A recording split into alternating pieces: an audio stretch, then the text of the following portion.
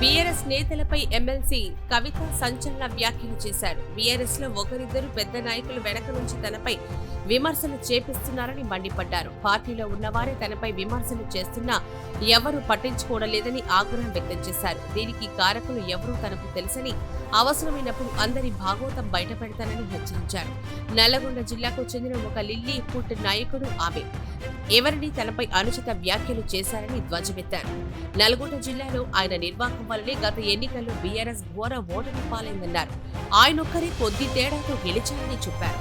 KCR దయవల్లే BRS లో అందరూ నాయకులుగా చలామణి అవుతున్నారని, ఒకరిద్దరు మాత్రం తామే పార్టీలో సుప్రీం అనే భావంలో ఉన్నారని విమర్శించారు.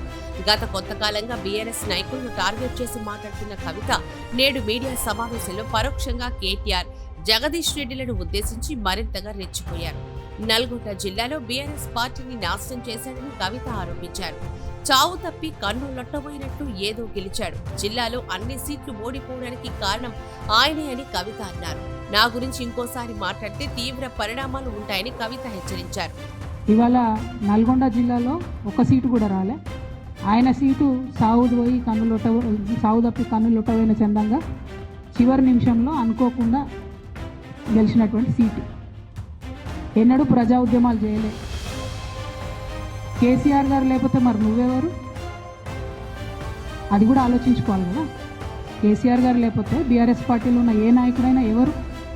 ప్రజలకు మనందరినీ పరిచయం చేసింది కేసీఆర్ గారే కదా.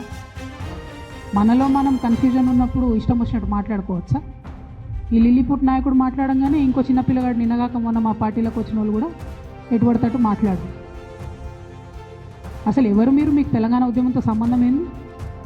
బీఆర్ఎస్ అధికారంలోకి వచ్చినాక బీఆర్ఎస్లోకి వచ్చి పదవులు పొంది ఉల్టా నా మీదనే మాట్లాడతారా? మీరు మేము ఉద్యమం చేసిందే మీ మీద కదా.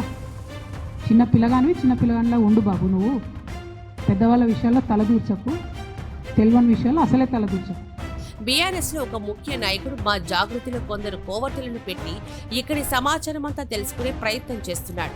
ఆ నాయకుడికి చెబుతున్నా మీ దగ్గర కూడా నా మనుషులున్నారు, అక్కడ ఏం జరుగుతుందో నాకు తెలుసు అన్నారు.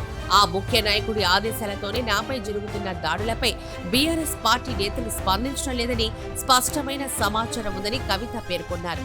ఇటీవల ఓ మీడియా ఛానల్ కి ఇచ్చిన ఇంటర్వ్యూలో మాజీ మంత్రి ఎమ్మెల్యే జగదీష్ రెడ్డి కవితలపై కీలక వ్యాఖ్యలు చేశారు. బీఆర్ఎస్ లో కవిత పరిస్థితి ఏమిటని మీడియా ప్రతినిధి అడిగిన ప్రశ్నకు జగదీష్ రెడ్డి షాకింగ్ కామెంట్స్ చేశారు. కవిత గురించి మాట్లాడడానికి ఏమీ లేదు, ఆమె గురించి మాట్లాడడం టైం వేస్ట్, ఆమె గురించి పార్టీలో పెద్దగా ఎవరు మాట్లాడుకోరు, ముఖ్యంగా ఆమె పార్టీకి చెందిన వ్యక్తిగా ఉంటే ఒక ఎమ్మెల్సీ మాత్రమే, కానీ పార్టీ దాటి బయటకెళ్తే ఏ విలువ ఉండదు అని జగదీష్ రెడ్డి ఘాటు వ్యాఖ్యలు చేశారు.